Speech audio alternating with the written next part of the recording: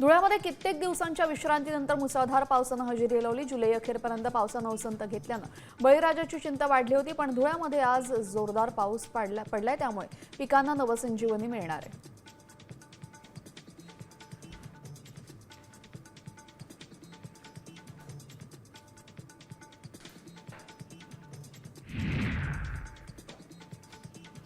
जळगाव जिल्ह्यातील पाचोरा तालुक्यामध्ये तब्बल 12 ते 15 दिवसांच्या विश्रांतीनंतर पावसानं दमदार हजेरी लावली।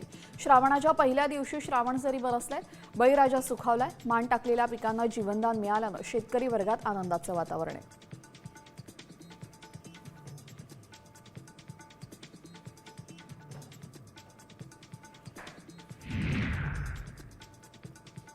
जळगावच्या भुसावळमध्ये खडका रोडच्या रुंदीकरणासाठी कंत्राटदारानं रस्ता खोदून ठेवला, त्यामुळे अवजड वाहनं रस्त्यावर अडकतात। प्रवाशांना सुद्धा मनस्ताप सहन करावं लागतं, त्यामुळे रस्त्याच्या समस्या मार्गी लावण्याची मागणी करण्यात आलेली आहे।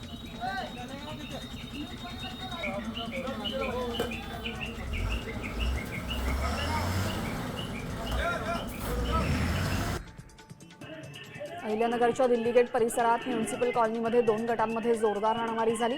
या हाणामारीमध्ये महिलांसह काही तरुण जखमी झाले। यात्रेमध्ये डीजेवरनं हाणामारी झाल्याची माहिती समोर आली असून हाणामारी संदर्भात कुठलाही गुन्हा दाखल झालेला नाही।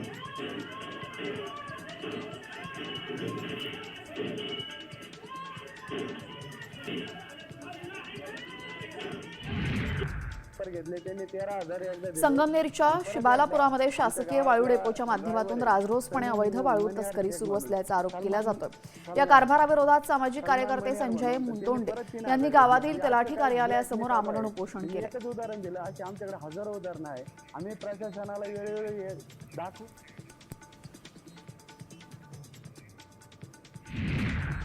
आता isakal.com आहे देशातील नंबर 1 ची मराठी न्यूज वेबसाईट।